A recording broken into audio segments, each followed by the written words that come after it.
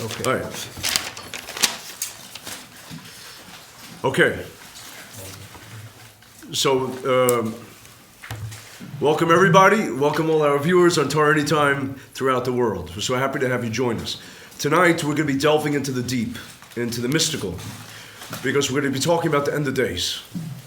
And as everyone knows, we're living in very trying times. We're living in very frightening times. At any moment, chas v'shalom, heaven forbid, Iran could decide to do something diabolic and something nefarious and cruel.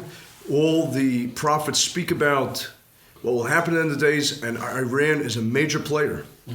And therefore, we are witnessing with our very own eyes what our ancestors never saw. Something special about us. I don't know what it is. I know what it is. You're all beautiful. You're all amazing.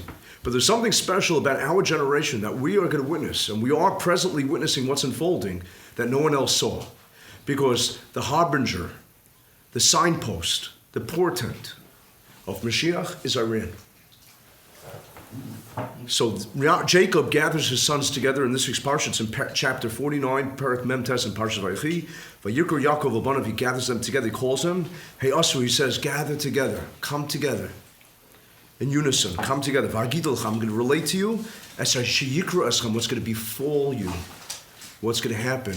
The Acharut Hayamim. In the end of days. What's going to happen in the end of days? Somebody got really scared there. I'm not telling you this. I'm just relating to the Parsha. They thought that I'm going to tell them what's happening. I'm not revealing any mystery. Well, maybe I will. Maybe, you never know. So this Rashi says, Bikesh Liglos is a case. Yaakov wanted to reveal the precise date of Mashiach. January 10th, 2012. No, he wanted to tell them when Mashiach is coming. And the Shekhinah, divine presence of God, retreated from him, abandoned him, left. He started saying, why did the Shekhinah leave? God didn't want him to reveal it, for whatever the reason. Listen to this. Now, there was a great rabbi who passed away in 1640. He didn't pass away. He was brutally murdered by anti-Semites, led by the famous Bogdan Khmelnytsky, who was the head of starts with a C. Anybody know? Starts with a COSS, somebody say it? The Cossacks, yeah. Bogdan Khmelnytsky, Yimach Shemo, may his name forever be blotted out and eradicated. He exterminated entire Jewish communities. Now, he was a great Makubal. He was a great Kabbalist, to the extent that he had a visitation almost every day from an angel from Shemayim, from the heavens, that would talk to him. And he was privy to the fact that the Jewish communities would all be wiped out. And he understood that there was a gezerah, and he tried his best, an edict, a decree against the Jewish communities, and he tried his best to circumvent it. As a matter of fact, he found out that three great giants, spiritual giants of the Jewish people, would get together and decide all together that they would give up their lives for the Jewish people. Then the Holocaust, that pogrom of that time, would be averted. He convinced himself and somebody else, but he could not get a third giant, spiritual giant, for whatever the reason. And on that fateful day in 1648, when Khmelnytsky was coming, and Khmelnytsky was so callous, and so, just the epitome of evil, the way that he butchered. I think that he made the Nazis in some way look good.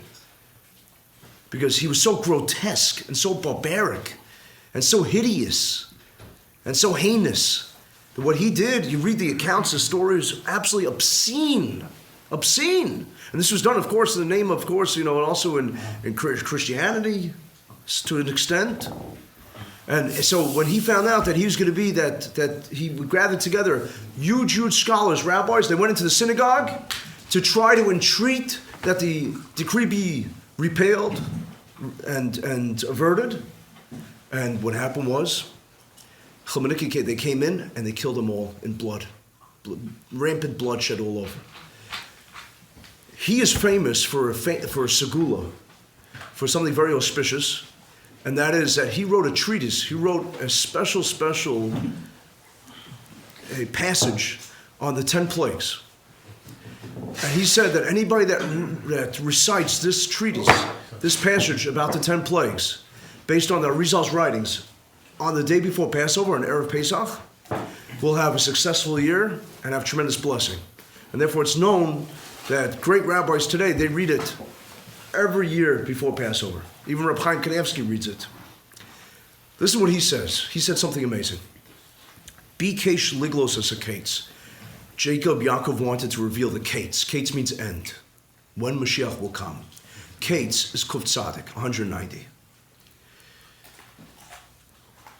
Yaakov Avinu, according to Rav Shimshon Ostropilier, was telling the children and grandchildren that you're settled in Egypt, you're entrenched here, you're acclimated, you're acculturated, you're going to even get assimilated, unfortunately, and you're going to feel that it's your land, you're natives, and you're the denizens of this land.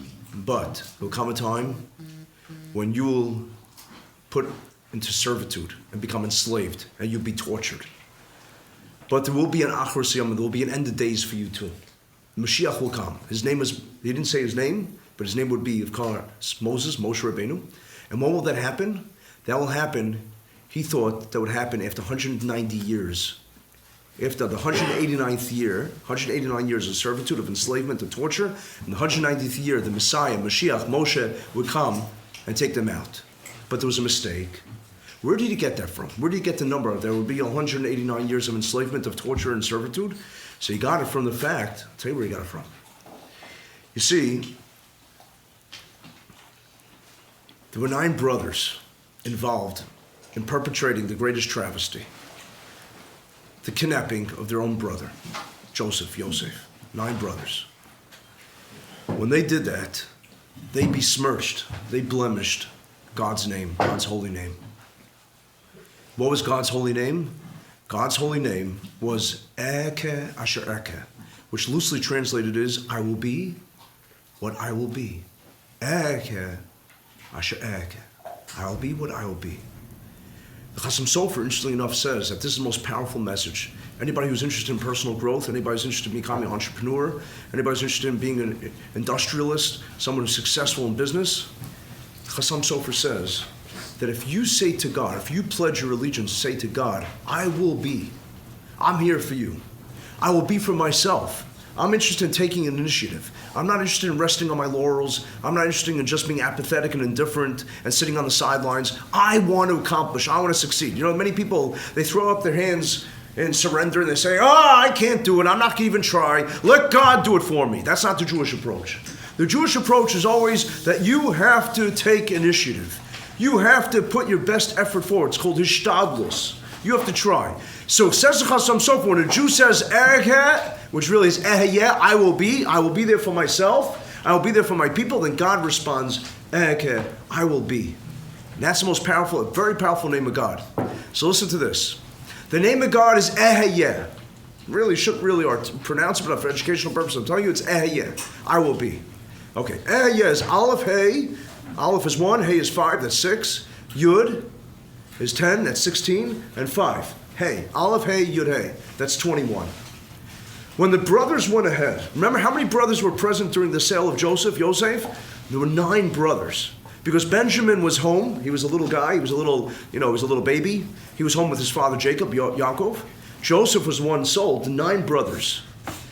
When they sold Yosef, they were tampering. They were blemishing the divine name of God, Eke, because that's how God introduces himself. I will be. I will be. In other words, that you will see me one day. I will execute all the prophecies. At that stage, they didn't see the prophecies yet unfolding, like we see today. So therefore, 9 people went ahead and impinged God's name by perpetrating this terrible, terrible sin of selling a brother. What's 9 times 21? Anybody have a calculator? Anybody want to try it out? Anybody mathematical genius here? Just do it in your head? 189. What is it? 189. 189. 189. 189. Precisely.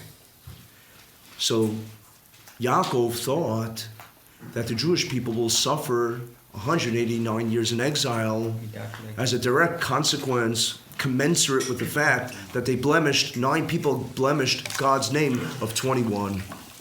But he made a mistake. You know why he made a mistake?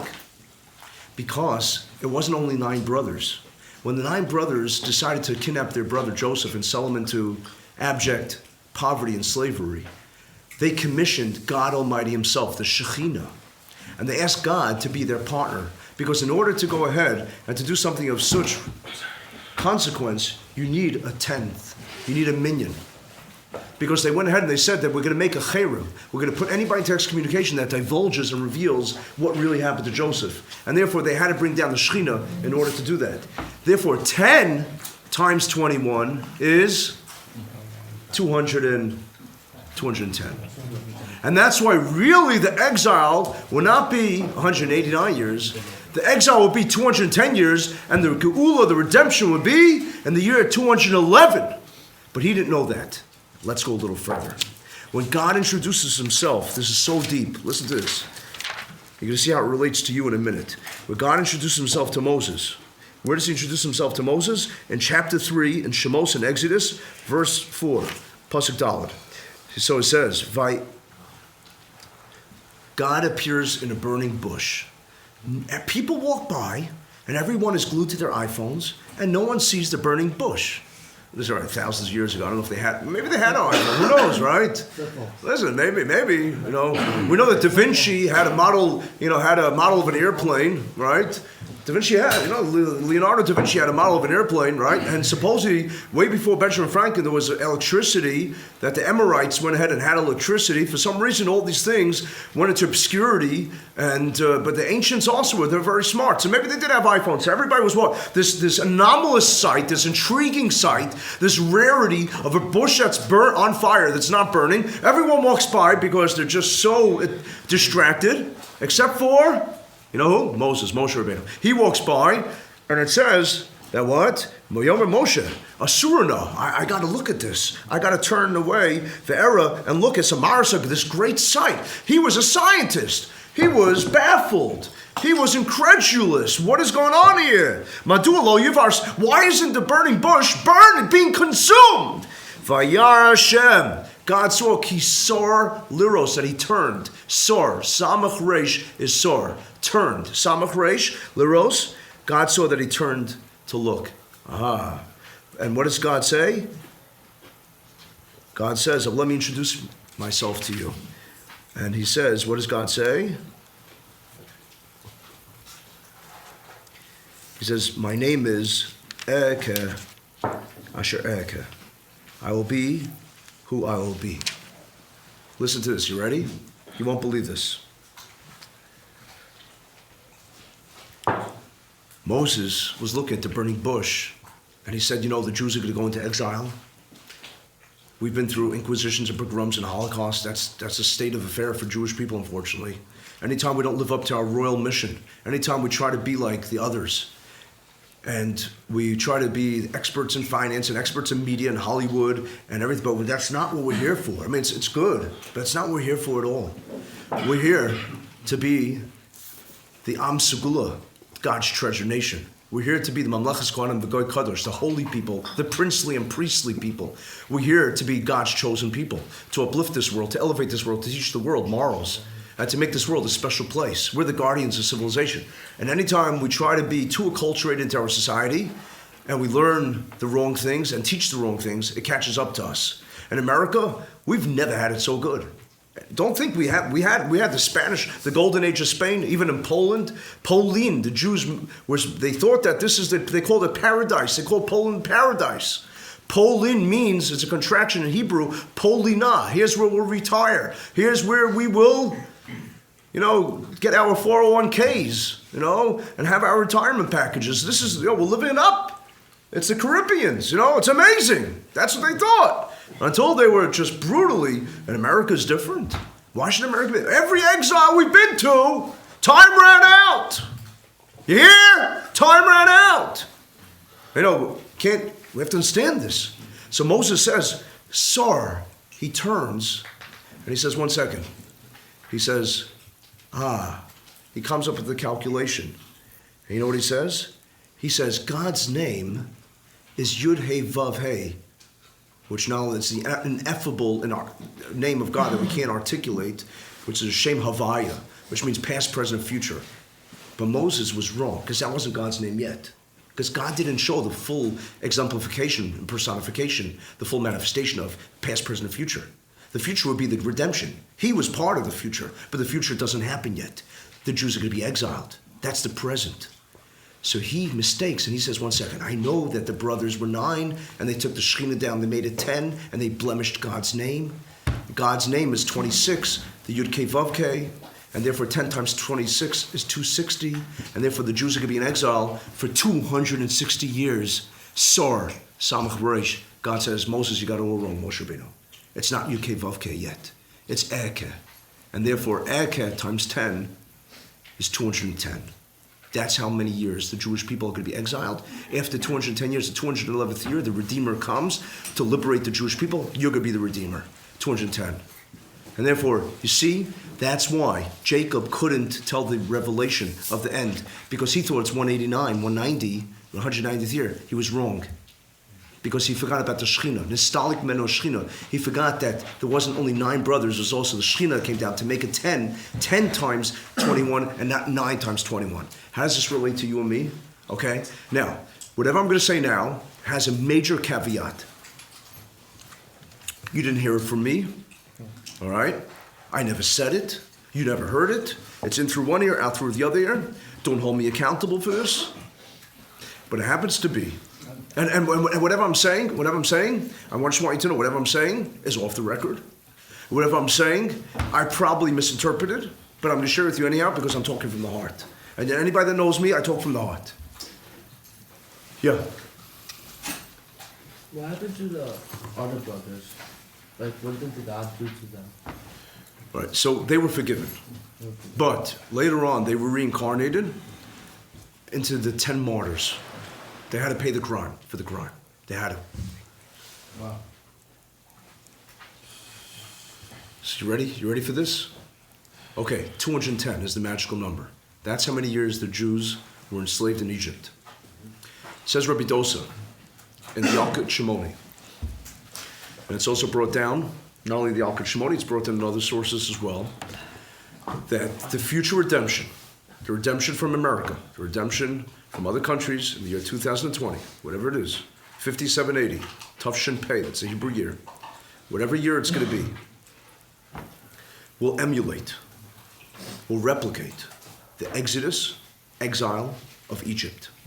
It will be the same pattern. It will be congruous and symmetrical with the pattern of Egypt. Kimei seitzcha me'eretz Mitzrayim, says in Navi Micah the prophet, just as I took you out of Egypt, enu neflaot, I will show you wonders that surpass, that will supersede, that would be greater, transcend the miracles of Egypt, but it will be predicated on the formula of Egypt. So you know what that means? So there was different speculation about this, because the Acharut Shimoni brings down that it could be the year 400, before the deadline. The deadline of Mashiach is the year 6000. That means 400 years before, because the Bris Bein Hapsarim, the Treaty of the Covenant, where Abraham was told that your children will suffer, is 400 years. But it was expiated and it was expedited from 400. God took off 190 years to only 210 years. But if you go 400 years, rewind from the year 6000. Remember, now we're in the year 5780. That means that's 220 years left to 6000. But if you take off 400 from 6000, which is the original number of the exile before it was expedited, the delivery, the emancipation, was the original number was 400. 400 minus 6,000 is the year, secular year 1840, Hebrew year 5600, which is the culmination of the Industrial Revolution. When all of a sudden, there's rapid changes in civilization and society. Electrifying speed, where you take a person that lives in the 13th century, and the 9th century, and the 4th century. You take a person who lives in the 17th century, and everybody basically is having the same type of existence. There's still outhouses. Can you imagine having to go out in your pajamas at night when you have to use the bathroom? What suffering that is, right? No telephones! You want to send a message to Australia? It'll take you light years away. You got to take a spaceship. Right? Imagine, all of a sudden, in the 19th century, there's this rapid advance, a paradigm shift, a galactic jump, where the world changes in such a short time. Thousands of years of civilization. Why is it now consolidated into such a short time? Because the Zohar says, the book of Kabbalah says, that the Aruba Shashai will open up in the 6th century of the 6th millennium. That's 5600. The light will come down, things will change, paving the way for Mashiach. That's 5600, 1840. That means that 1840, Mashiach was being precipitated. Mashiach was being advanced. But he didn't come. Because 1840 was a long time ago. Now we're in 2020. Wow. But you know what?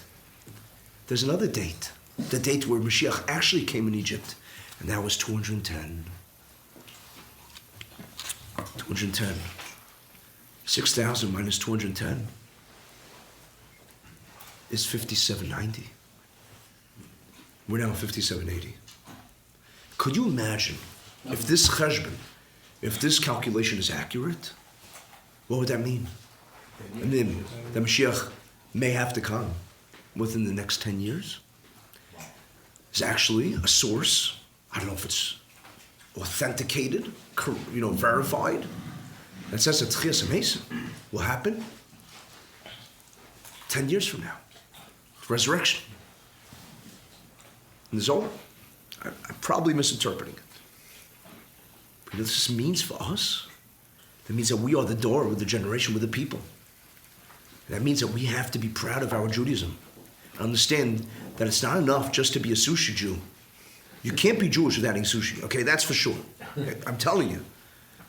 It's even more, I'm telling you, if you eat sushi, even a bigger Jew and a better Jew than just eating bagels and lox. Right? Cholent, I don't think. Cholent is still more important. Cholent for sure. Say, but that's not what Judaism is all about. Judaism is about connecting with Hashem, being His people, being holy. Not caving into, not capitulating to your Yetzer Hara, to your evil inclination. Being greater, better, running to do kindness. If somebody says, I need a favor, you run. That's our ancestors.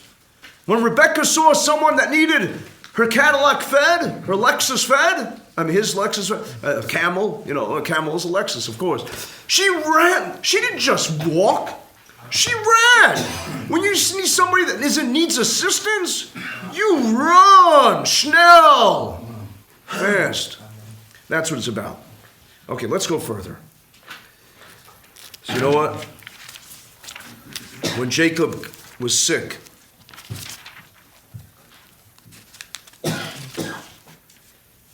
so it says he was 147 years old, and he was on his deathbed.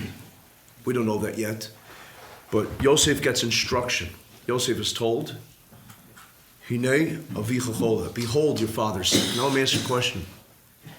If he was a good, devoted son, don't you think he would have known that his father's getting sick? It says, the Torah says, Rabbi Yaakov says, he points out, that they had to call him. Vayikra livno Yosef Vayomer. They had to call him. They told him, your father's getting old. Come. He needs to see you. When I go to visit people in the hospitals and nursing homes and rehab centers, you can tell right away who are the people that have family members that actually love them and care about them and come see them, and those that have just been deserted, abandoned. Usually those that come from religious families, by the way, big benefit of becoming religious, okay? A good perk, a good side. When you're old, you'll have a lot of people coming to visit you and take care of you, okay? Unfortunately, those that are not religious, for the most part, I hate to say it's a sad commentary, they're very lonely. They're very isolated. And they feel abandoned. It's, obviously there are exceptions. There are exceptions. But why was Yosef instructed to come? And then later on, Hinei avicha, like, hello, Yosef, your father's sick, come on, we need you. Yosef was the cherished and prized son. He was, the favorite son. Where is he?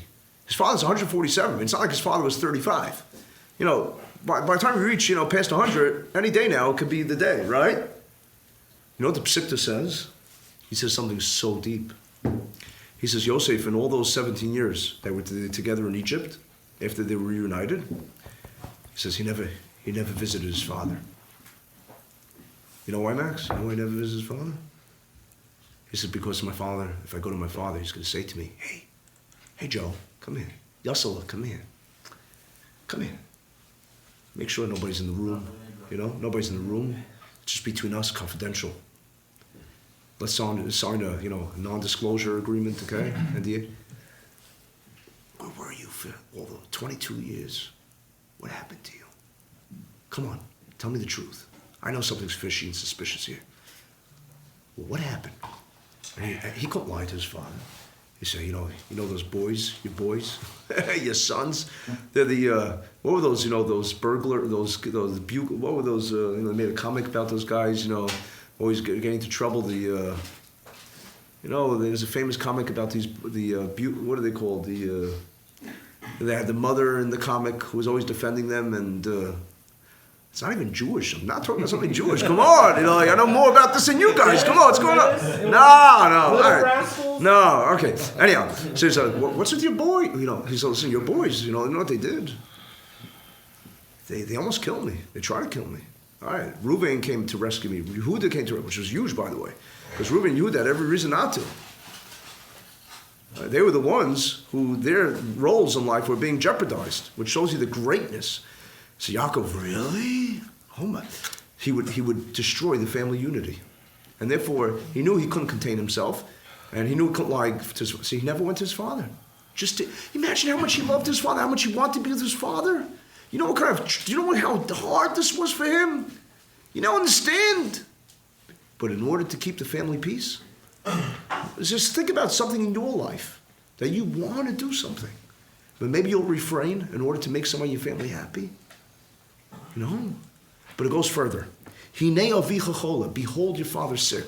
Hinei, what does it mean? It should say avicha chola, your father's sick. What does it mean? Hinei, behold, declaration.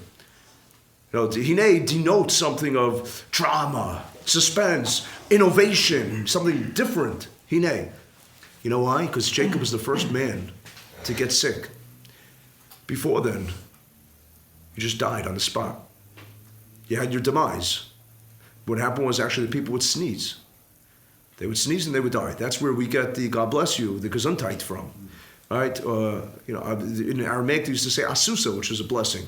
Or in the Gemara says you should say lishu asa kivisi Hashem. And when somebody sneezes, you say through your salvation, I hope, oh God. Because really I should have died from that. Because it is your breath, right? We get our life from the breath that God breathed into the original Adam. And from breath we come, and from breath we depart. And that's why the true diagnostic test to see if a person is alive or dead really is respiratory, is if the person has a breath left. So that's why there's also a superstition, but there seems to be a makor in Chazal that people pull the air, right, when they sneeze. Excuse me, that wasn't real. Don't sneeze when you're driving. It could be very dangerous. Sometimes you can't control it, but it's a reflex, and you just... You can't control the fact that you're basically blind for a moment. It could be dangerous. But there is, by the way, there's scientific proof of the fact that that sneezing is a quasi part of death, because it actually causes a heart arrhythmia. It actually causes a slight paralysis in your cardiac muscle. You imagine that? So there is a source. Apparently, it changed. That we evolved in a certain degree. All right, and that Rabban Shalom, God changed it amongst us, but Hinei avicha chola means Hinei avicha. There was no such thing as sickness. There was no such thing before that as someone being ill. So therefore, it was a wonder. Hinei, behold, your father's ill. No one had been ill before, and therefore they were calling Yosef because Yosef was a Ben Gil. Yosef. Now it's hard to translate Ben Gil. Ben Gil means that I guess one translation would be kindred spirit.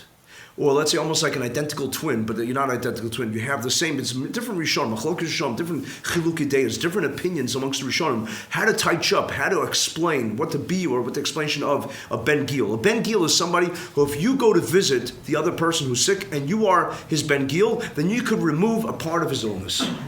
So some say that it's a planetary influence. That means that you're born at the same time as the person. It doesn't have to mean the same moment, but it could be the same, it doesn't have to be the same year, but if you're born on the same birth date, even if it's, let's say, several years removed, there's a discrepancy, there's a gap, then you are also considered to be as Ben Gil. Others say it doesn't have to do with that, it has to do with personality traits. It doesn't have to be the astrological zodiac, it doesn't have to be the sign that you're born in, if you know the same type of, that if he's a, I don't know, what are you, for example, you know what you are? Aries. You're Aries, okay. Aries, Libra, Cancer, right? All these different things, okay?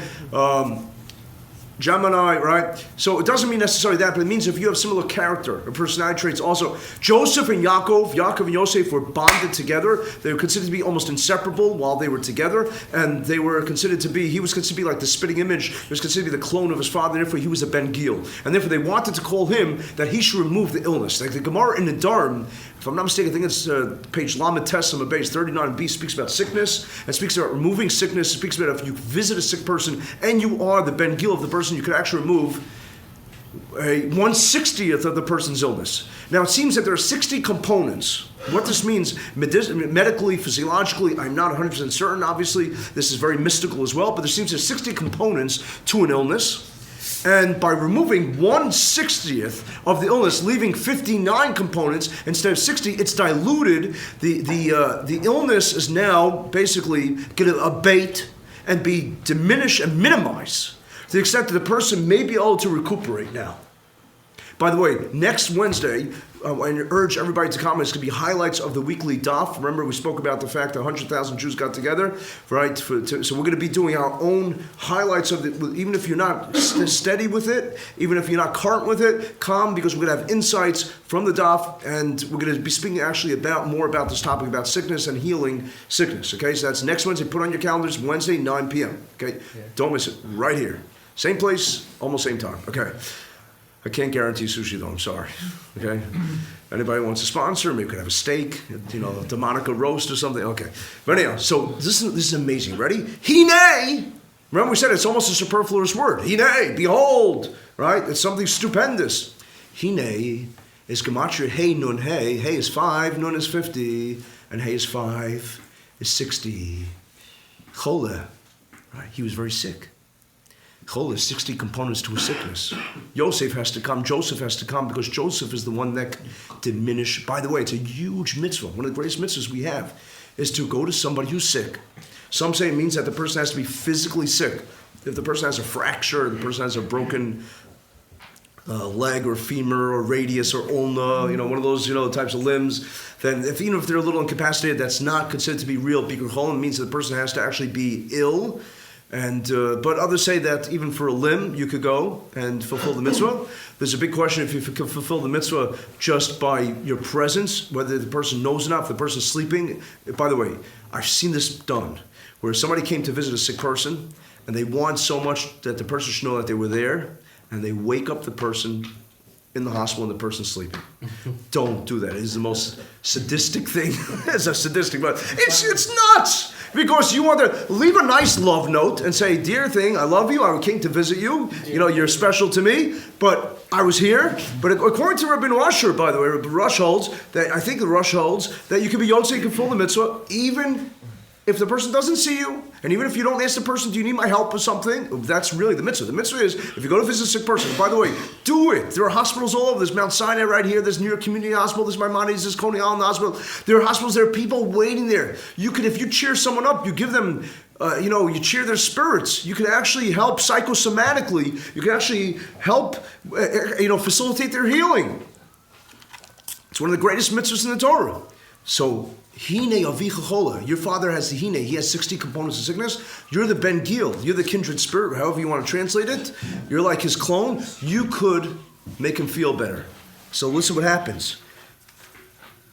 Hine bincha Yosef bo elecha. Jacob was told, Joseph, your son, is coming to visit you. Vayischazek Yisrael. Immediately, Jacob becomes emboldened. He becomes fortified, he's strengthened. Even though he was very sick, he was moribund, he's on his deathbed. Vayeshev alamita, and he sits on the bed. Imagine that, the immediate efficacy. Wow. Why does he have to tell us he sat on the bed? Isn't that something redundant? I mean, extraneous? Listen to this. Says the Vilna Gaon. Listen to what the Vilna Gaon says. Vayeshev al hamita. He sat on the bed. Hamita. Hey, mem, tes, hey. What's hey, mem, tes, hey? Hey is 5. Mem is 40. Tes is 9. And hey is 5. You add it all together, it's 59. By Joseph coming, he took away 1/60th of the illness. Jacob is now only left with 59. Now he could feel stronger. That's why he was able to sit on his bed. That's why Vayichazik Yisrael. That's why he gets stronger. Because now he's not as ill as he was before. Pshh, the Vilna Gaon. Right? You look at the Torah, nice story. All right? Yeah, behold, your father is sick. He now sits on the bed. There's so much more that meets the eye. Because this is the Torah. It's God's word. It's not the work of man. Shakespeare didn't write this, lahavdil.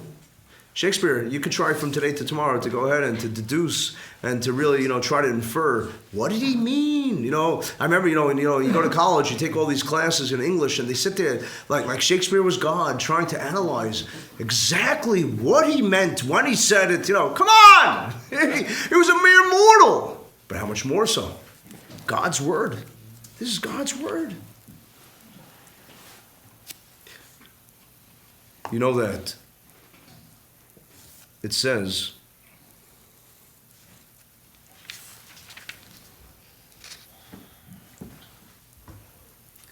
that Jacob blesses Joseph's 2 sons. Now initially, he looks at the 2 sons and he says, who are they? He was afraid that they couldn't be faithful to Judaism. After all, they were raised in Egypt, in decadent Egypt. They weren't raised in Canaan, in Israel. And he gives them a blessing. This blessing is Simcha Lokim, K'Ephraim v'Manasseh. This blessing is the same blessing that for thousands of years, we Jewish people are giving to our children on Friday nights. Every father gives his child a blessing. May God make you like Joseph's 2 sons, Ephraim and Manasseh. Very interesting. The Pele Yoetz, one of the great, great, great rabbis, he says that it's very nice to run to Israel to get blessings from holy people. And it's very nice to go to righteous people's graves to get blessings. He says, but more importantly, he says, go to your mommy, go to your daddy. Go to your Abba, go to Ima. Your parents love you more than you could ever imagine. They may make their mistakes. Every parent has flaws. But your parents, they love you. Your parent gives you a blessing, that's the holiest blessing. Because it's given with heart and soul. It's given with the most greatest sincerity that they want what's good for their kids. Don't break your parents' heart. He says, so when do we give this blessing? Not on Sunday, not on Tuesday, not on Thursday. Because all week long, parents and kids, they can get into fights. The parent says, you're grounded, you're suspended, I don't like you.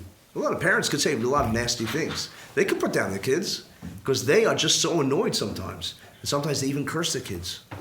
Comes Friday night, and Friday night is the opportunity to go ahead and to make amends and to bless your children. We bless our children on Friday night. That's what Likutei Maharich says. But what do we bless them? Rav Zalman Sorokin says we should bless them that they should be like Abraham, Isaac, and Jacob. He says we don't do that.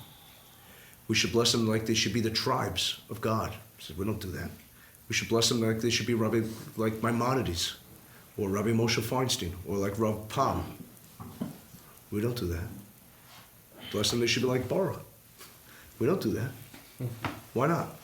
Why Ephraim and Manasseh?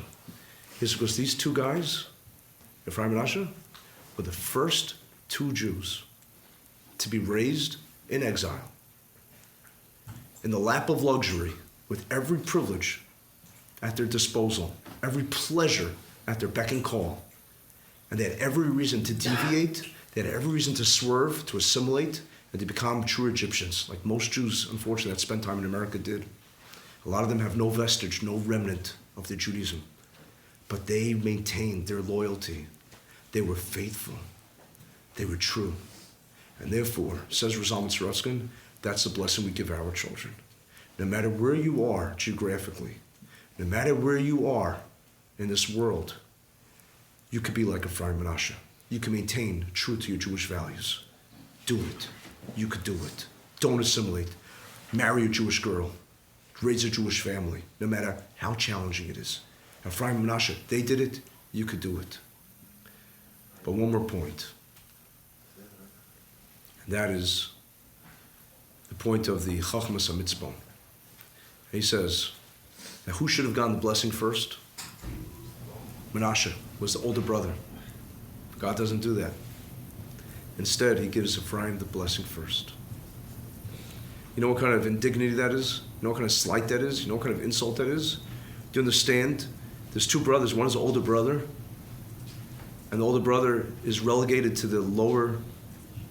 It's horrible. How does he feel? How does he react? You know what? He doesn't say boo. He doesn't say anything. He lets it go. He maintains the peace. No, don't. Shh. To preserve his brother's honor. Says the Chachmas Mitzvah, that's the lesson for us. God says, and when you give a blessing to your children, bless them, they should be like those two brothers who preserved each other's dignity. Who even when one brother got more honor than the other, it was okay. You know how hard that is? Human beings crave honor. Human beings crave attention. And yet, when one brother got more sushi than the other brother, when one brother got more honor than the other brother, the brother was quiet. That's a blessing you're going to give your kids. Brothers, siblings, children, no matter what comes in your lives, there's going to be opportunities that you both have, and sometimes one brother or sister will get more than the other. Love each other, no matter what. Because that is the secret of the Jewish people. Family unity, family togetherness, love, achdus.